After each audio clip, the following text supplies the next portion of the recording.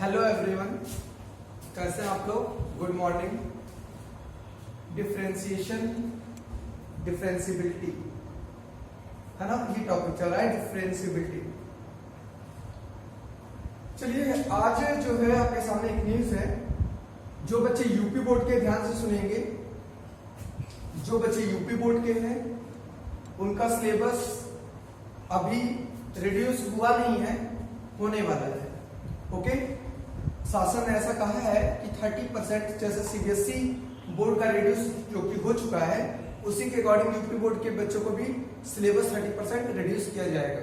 ठीक है, और जो बच्चे सीबीएसई बोर्ड के हैं और आईसीएसई बोर्ड के हैं उनका 30% इससे 20% सिलेबस जो है वो physics, chemistry, math, Hindi, English में रिड्यूस हो चुका है।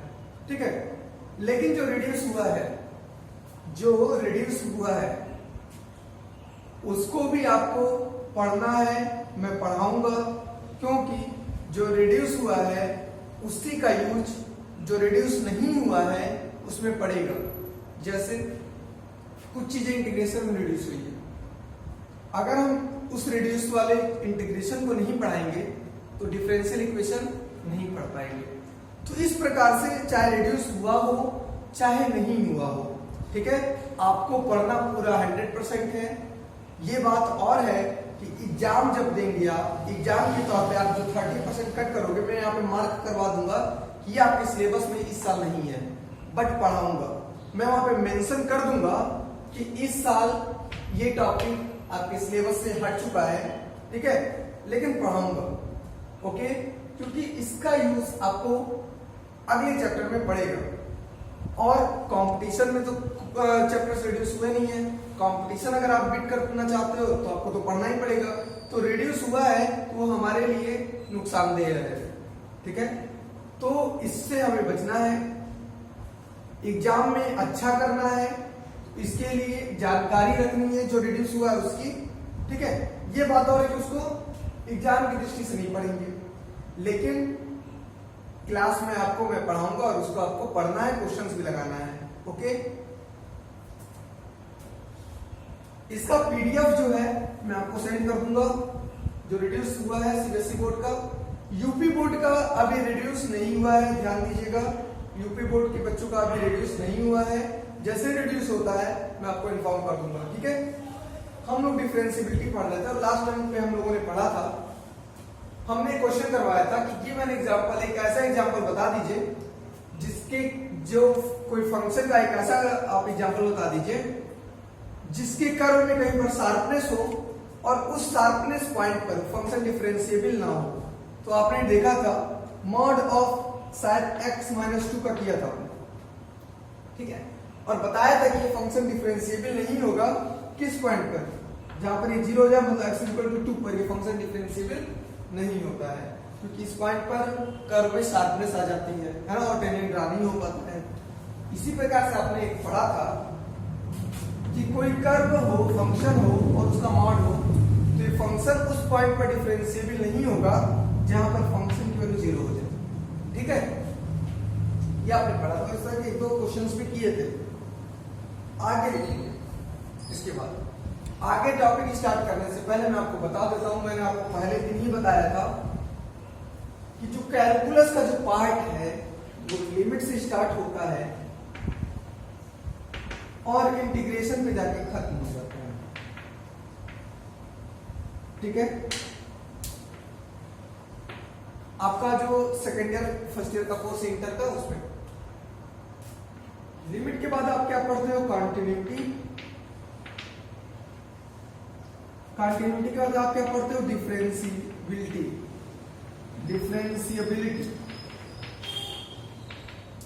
और अगर किसी फंक्शन में डिफरेंशिएशन की एबिलिटी है, डिफरेंशिएबिलिटी है, अगर कोई फंक्शन डिफरेंशिएबल है तब वो डिफरेंशिएशन होता है। ठीक है, डिफरेंशिएबिलिटी जो होती है वो किसी फंक्शन की प्रॉपर्टी होती है, और डिफरेंशिएशन जो होता है वो उस कर्व का टेंजेंट का स्लोप बताता है। ओके, और इंटीग्रेबिलिटी या इंटीग्रेशन, मैंने कहा था इसको क्लास 10 की तरह ट्रीट कीजिए, इसको इंटर की तरह, इसको बीएससी या बीकॉम या बीटेक की तरह, मतलब ग्रेजुएशन की तरह और इसको पोस्ट ग्रेजुएशन की तरह। ओके, जब आप इस तरह से देखोगे तो मैंने कहा था कि अगर कोई फंक्शन डिफरेंशिएबल है, बीएससी में है, तो लड़का जरूर या बच्चा वो जरूर 12 पढ़ के आया होगा, 10 पढ़ के आया होगा। बिना 10 और 12 पढ़े बीएससी तो पढ़ नहीं सकता। तो मतलब अगर कोई फंक्शन डिफरेंशिएबल है तो जरूर कंटीन्यूअस होगा और जरूर उसकी लिमिट एग्जिस्ट करेगी। अगर कोई एमएससी में है तो जरूर बीएससी पढ़ के आया होगा, 12 पढ़ के आया होगा, 10 पढ़ के आया होगा। मतलब अगर कोई फंक्शन इंटीग्रेबल है तो डिफरेंशिएबल भी होगा, उसकी कंटिन्यूटी भी होगी, कंटीन्यूअस भी होगा, उसकी लिमिट भी एग्जिस्ट करेगी।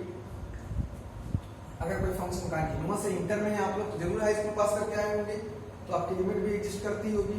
ठीक है, क्या ये बात की गारंटी है कि हर 12 में पढ़ने वाला बच्चा बीएससी पढ़े या बीटेक पढ़े या आगे पढ़े? इस बात की कोई गारंटी नहीं है। ठीक है, 20% ही लोग ही हायर एजुकेशन में जाते हैं हमारे इंडिया में। खैर, ये दुर्भाग्य है हमारा। चलिए हम लोग यहाँ पर आते हैं कि कोई बच्चा अगर 12th में है तो क्या वो जरूरी है वो आगे पढ़ेगा? इस बात की गारंटी नहीं है। तो मतलब हम कहानी का ये चाह रहे हैं कि अगर कोई फंक्शन कंटीन्यूअस है तो इस बात की कोई गारंटी नहीं है कि वो डिफरेंशिएबल हो। ठीक है, कोई गारंटी नहीं है, हो भी सकता है और नहीं भी हो सकता है। लेकिन अगर कोई फंक्शन डिफरेंशिएबल है तो इस बात की गारंटी है कि वो कंटीन्यूअस होगा। क्यों होगा?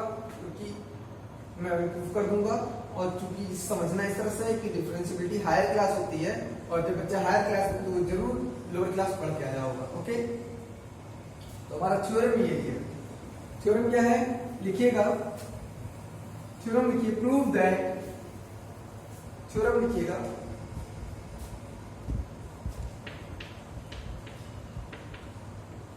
prove that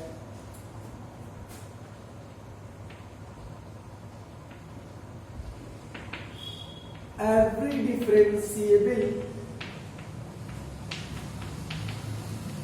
function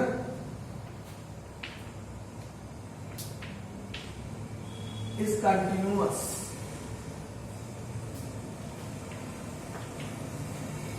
but converse is not true in general।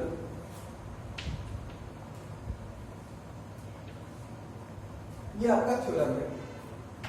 ठीक है,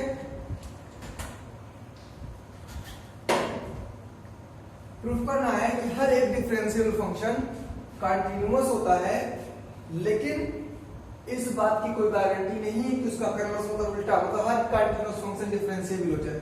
जनरल में मतलब साधारण तौर पर हर कंटीन्यूअस फंक्शन डिफरेंशिएबल हो जाए, इस बात की कोई गारंटी नहीं है। इसको दूसरे तरीके से कैसे पूछा जाता है? if fx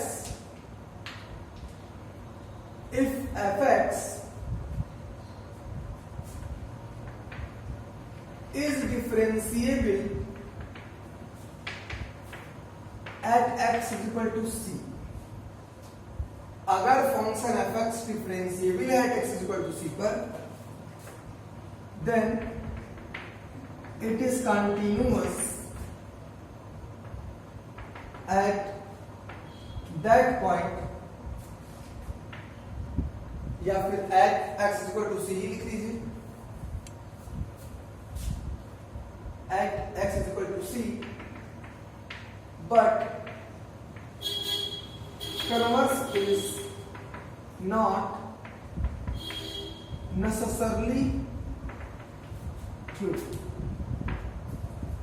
ये देखिए स्टेटमेंट क्या है, बोला गया है कि fx जो है वो डिफरेंशिएबल है किसी पॉइंट पर, तब ये कंटीन्यूअस भी होगा उसी पॉइंट पर, लेकिन इसका जो कन्वर्स है वो जरूरी नहीं है कि सही हो जाए। ठीक है, आपने थ्योरम लिखी है, प्रूविंग देखिए, थ्योरम समझ लिया है ना? Proof that every differentiable function is continuous, हर एक डिफरेंशियल फंक्शन कंटीन्यूअस होता है, लेकिन हर कंटीन्यूअस फंक्शन डिफरेंशिएबल होने की गारंटी नहीं है। इसमें रूल कहा गया है कि अगर कोई फंक्शन किसी पॉइंट पर डिफरेंशिएबल है तो वो कंटीन्यूअस होगा उसी पॉइंट पर, लेकिन इसका उल्टा जरूरी नहीं है, हटाया जाए। चलिए इसकी प्रूविंग पर आते हैं।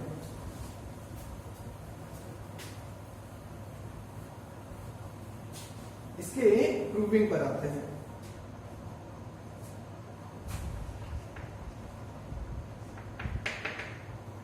मान के चल रहे हैं कि f(x) कोई फंक्शन है जो कि डिफरेंशिएबल है किसी पॉइंट पर। पहला पार्ट है ना, कौन सा part? Necessary part.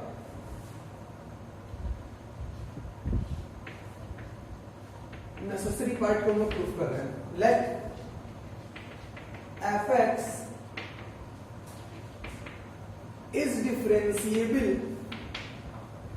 at x is equal to c। हम मान के चल रहे हैं कि f(x) एक डिफरेंशिएबल फंक्शन है। let f(x) be differentiable function at x is equal to c। therefore then अगर फंक्शन डिफरेंशिएबल है x is equal to c पर, तो limit x tends to c f(x) minus fc upon x minus c exist करता है, और उसकी value क्या होती है? f' c से डिनोट करते हैं। ये पढ़ा है आपने। हमने क्या माना? Function f(x) differentiable x is equal to c पर, ये होगा इक्वेशन नंबर 1। प्रूफ क्या करना है? प्रूफ ये करना है कि ये फंक्शन कंटीन्यूअस हो जाएगा इसी पॉइंट पर। हमने मान के क्या चला? हमने लेके चला कि फंक्शन डिफरेंशिएबल है x is equal to c पर, और हम ये प्रूफ कर दें कि फंक्शन जो होगा वो कंटीन्यूअस भी हो जाएगा x is equal to c पर, तो कह सकते हैं कि every differentiable function is continuous. ठीक है, we have to show that, we have to show that. Question में आपको कहा गया है कि प्रूव करिए every differentiable function is continuous, तो हमें लेके चलना पड़ेगा कोई डिफरेंशिएबल फंक्शन। तो हमने माना है कि फंक्शन जो है differentiable x is equal to c पर, तो ये होगा, और हम प्रूव कर देंगे कि ये फंक्शन कंटीन्यूअस भी होगा। वही लिख रहे हैं, we have to show that f(x) is continuous at x is equal to c। For this, अगर हम ये प्रूफ कर दें कि फंक्शन कंटीन्यूअस है x is equal to c पर, यही करना है आपके थ्योरम में। तो फॉर दिस, अगर फंक्शन कंटीन्यूअस है x is equal to c पर, तो इसके लिए हमें क्या प्रूफ करना पड़ेगा? For this we can prove that, इसके लिए हमें क्या प्रूफ करना पड़ेगा? Left hand limit x tends to c f(x) is equal to limit x tends to c plus f(x) is equal to value of the function and x is equal to c। Proof करना पड़ेगा। ध्यान दीजिएगा, हमने लिया एक function differentiable x is equal to c पर। ठीक है, क्वेश्चन में है every differentiable function is continuous, तो हम मान के चलेंगे किसी डिफरेंशिएबल फंक्शन को। तो f(x) को डिफरेंशिएबल मान के चला है किसी पॉइंट पर, तो ये c पर मान के चला, तो ये होगा। हम प्रूफ कर देंगे कि ये फंक्शन इसी पॉइंट पर कंटीन्यूअस भी है। तो we have to show that, show नहीं क्या करना है, क्या शो करना है कि फंक्शन कंटीन्यूअस भी होगा x is equal to c पर। तो इसके लिए अगर फंक्शन कंटीन्यूअस होगा x is equal to c पर, ये सब प्रूफ करना है, तो उसके लिए हमें क्या प्रूफ करना पड़ेगा? कि फंक्शन की limit left hand limit c पर, फंक्शन की राइट हैंड लिमिट c पर, और value of the function c पर बराबर होंगे, है ना? ये प्रूफ करना होगा। या फिर इन दोनों की जगह सिंपल लिमिट लिख सकते हैं ना, limit x tends to c f(x) is equal to fc। Total limit भी तो लिख सकते हैं, लेफ्ट हैंड लिमिट और राइट हैंड लिमिट के बराबर ही तो होता है टोटल लिमिट। तो सिंपल सा हम लोग यही लिखेंगे। ठीक है, इसके लिए हमें क्या प्रूफ करना होगा? For this we can prove that limit x tends to c f(x), कौन सी लिमिट है ये? लेफ्ट हैंड लिमिट भी है, राइट हैंड लिमिट भी है। ये बराबर होगा left hand limit right hand limit किसके? Value of the function at x is equal to c पर। ऐसा हमें प्रूफ करना है, और ये हम लेके चले हैं। ओके, चलिए ये प्रूफ करना है। चलिए स्टार्ट करते हैं। नाउ कहां से स्टार्ट करोगे? यहां से लेफ्ट हैंड साइड से स्टार्ट करो और राइट हैंड साइड ले जाओ। तो लेफ्ट हैंड साइड क्या है हमारा? Limit x tends to c f(x), ये हमारा लेफ्ट हैंड साइड है। अब इसी से हमें fc लाना है, तो डायरेक्ट x की और c नहीं लिखेंगे, हमें पता ही नहीं है। ठीक है, करना क्या है? Limit x tends to c f(x), कोशिश करो कि क्योंकि ये दिया गया है, मतलब ये लेके चला गया, तो इसका यूज हो जाए। यूज हो जाए तो देखो क्या करोगे, limit x tends to c है, limit x tends to c है, fx है। किसी प्रकार से ये चीज ले आओ, किसी भी प्रकार से ये चीज आ जाना चाहिए, ठीक है। तो लाओ limit x tends to c fx है, तो क्या करो fx माइनस fc कर दो, तो प्लस fc भी करना होगा। क्या किया इसमें, fc को ऐड किया और fc को सब्ट्रैक्ट किया। ऐसा क्यों किया, क्योंकि fx माइनस fc चाहिए।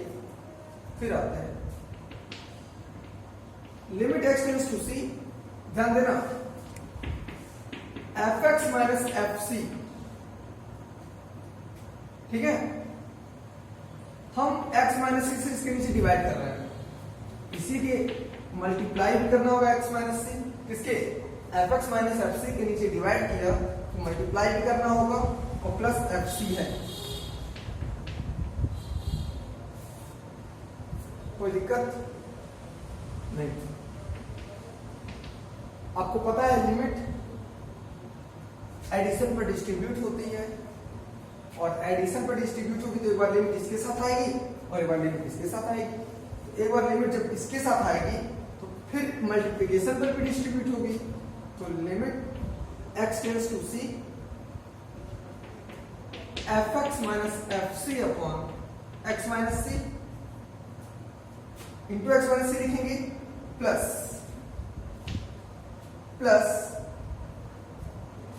ये कांस्टेंट है ना, ये तो x टेंड करा रहा है, मतलब लिमिट x पर डिपेंड कर रहा है, इसमें तो x है ही नहीं, तो इस पर लिमिट का कोई असर नहीं पड़ेगा, तो ये तो fc हो जाएगा, ठीक।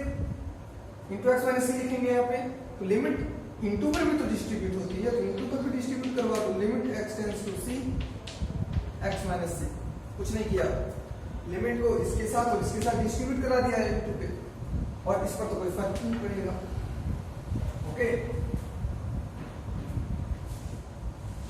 ध्यान देना इसके बाद ये जो आया है ये टर्म, इस टर्म को इक्वेशन नंबर 1 से क्या लिख सकते हैं, आप ऐसे लिख सकते हैं।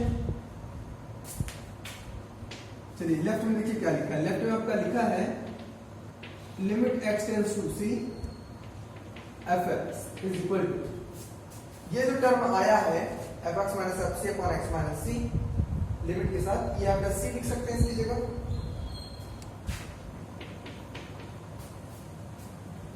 इंटू जैसे ही x की जगह c रखोगे c माइनस c 0 हो जाएगा,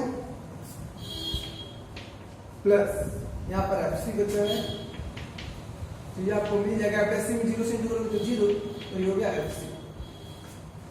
तो आपने लेके चला था limit x tends to c fx, पर आ गया fc, आ गया ना।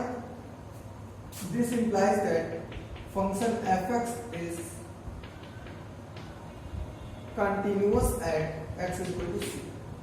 हमने ये प्रूव कर दिया कि फंक्शन डिफरेंशिएबल था x इक्वल टू c पर, तो ये फंक्शन ही कंटिन्यूअस भी होगा x इक्वल टू c पर। इसका क्या मतलब हो गया कि हर एक डिफरेंशिएबल फंक्शन कंटिन्यूअस होता है, ओके। इसको नोट करिए जल्दी से।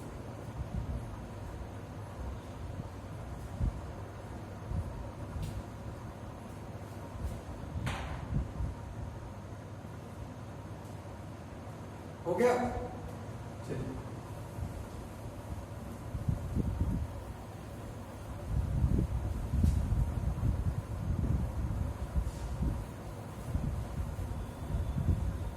अपने एक साइड का प्रूफ कर दिया कि हर एक डिफरेंशिएबल फंक्शन क्या होता है, कंटिन्यूअस होता है।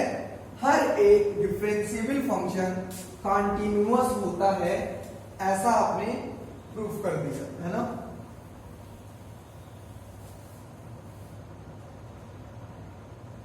क्या लिखोगे, this implies that every differentiable function at a point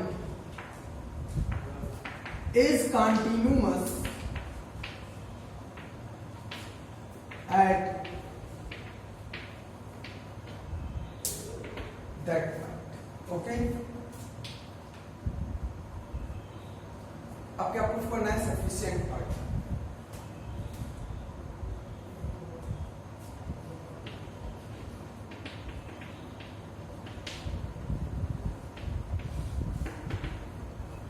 sufficient part मतलब उल्टा दूसरा वाला पार्ट। दूसरे वाले पार्ट में क्या करना है कि हर एक कंटिन्यूअस फंक्शन डिफरेंशिएबल हो जाए, इस बात की गारंटी नहीं है। पहले पार्ट में आपने प्रूफ किया कि हर एक डिफरेंशिएबल फंक्शन कंटिन्यूअस होता है, ठीक है। दूसरे पार्ट में आपको प्रूफ करना है कि हर एक कंटिन्यूअस फंक्शन डिफरेंशिएबल हो जाए, इस बात की गारंटी नहीं है। तो चलो कैसे प्रूफ करोगे? इसके लिए आप एक एग्जांपल ले लोगे किसी भी चीज को गलत साबित करने के लिए। देखिए मैथ और साइंस में तुरंत एक ही फैक्ट होता है कि कोई भी तर्क होती है, कोई भी तर्क अगर होता है, कोई आपके सामने कहता है कि ऐसा है तो ऐसा होगा, तो उसकी सत्य की, इसकी ट्रूथनेस की जांच की जाती है कि वो ट्रूथ है कि नहीं, है ना। अगर एक पॉइंट भी आपको गलत मिल गया उस तर्क में तो आप कह देते हो कि नहीं आपका जो तर्क है वो गलत है ना। तो मैथ और साइंस में यही होता है कि किसी चीज को गलत साबित करने के लिए बस एक एग्जाम्पल ही काफी है। तो आप एक ऐसा एग्जाम्पल ले लो जो कंटिन्यूअस हो लेकिन डिफरेंशिएबल ना हो,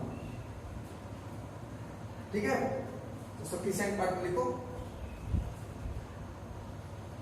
क्या लिखोगे? In this part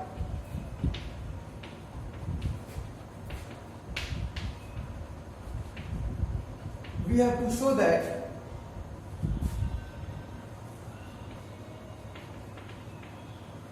every continuous function need not be differentiable।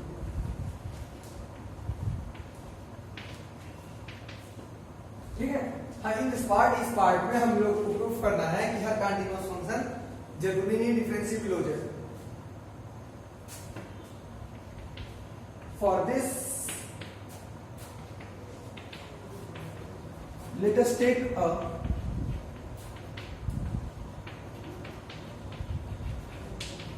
Counter example. एक एग्जाम्पल है, ठीक है। काउंटर एग्जाम्पल का मतलब होता है कि किसी चीज को साबित करने के लिए जो एग्जाम्पल लिया जाता है उसको काउंटर एग्जाम्पल कहते हैं। देखिए इसका मतलब, काउंटर एग्जाम्पल एक लीजिए। Let us take a counter example.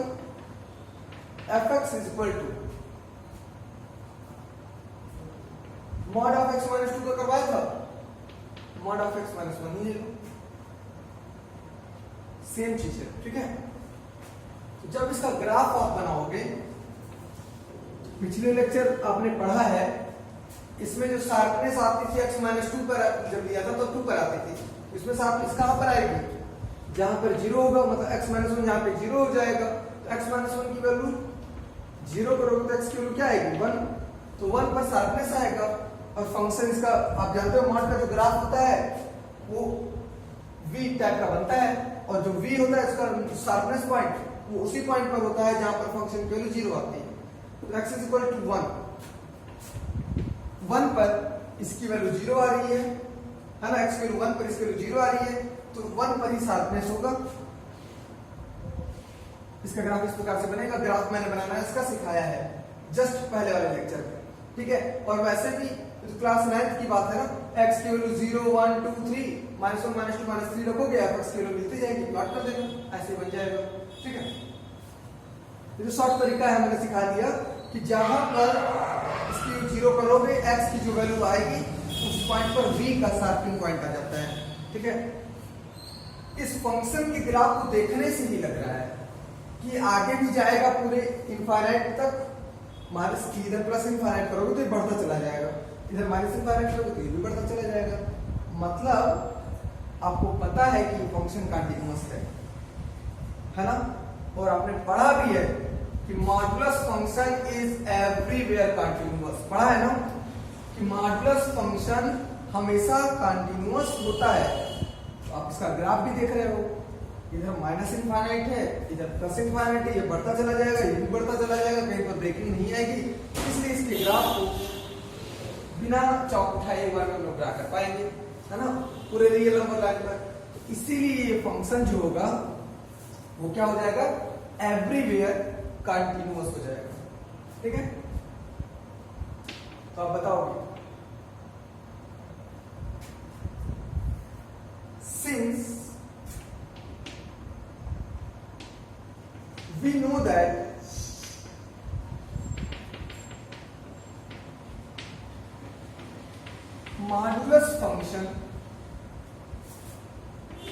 is everywhere continuous. Therefore, fx is equal to mod of x minus 1 is everywhere continuous, is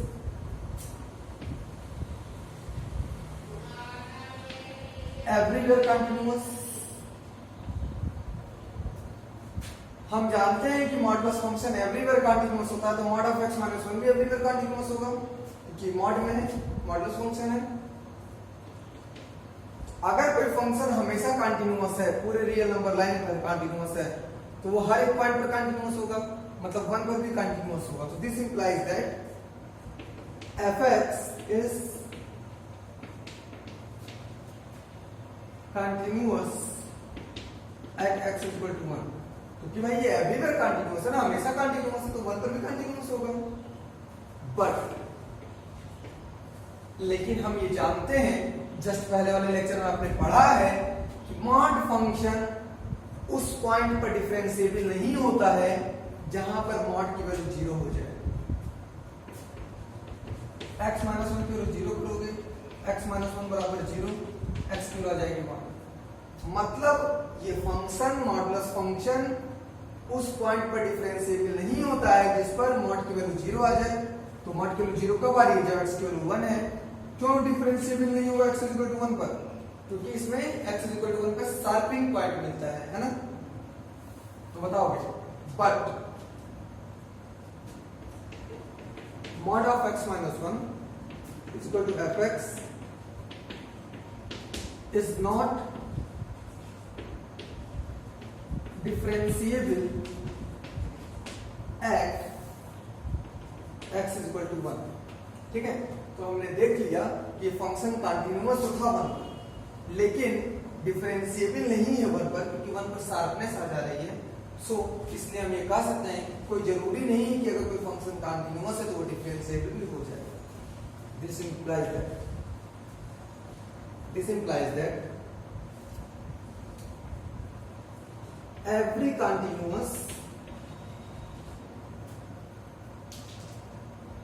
continuous function need not be